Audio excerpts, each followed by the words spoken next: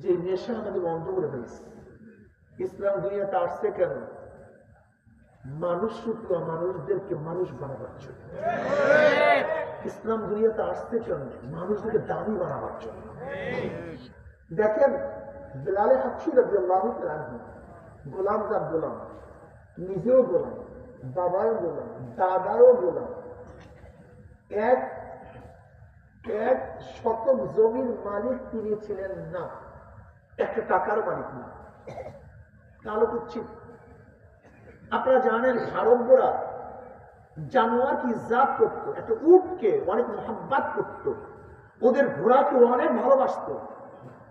ওরা ঘোড়ার উপর কত কবিতা আবৃত্তি করছে, ওরা উটের উপর কত কবিতা আবৃত্তি করছে, ওরা জানোয়ারকে মোহাব্বত করত। লেকিন গোলামদেরকে কুকুরের চেয়েও খারাপ জানতো, কুকুরের চেয়েও খারাপ ব্যবহার করত।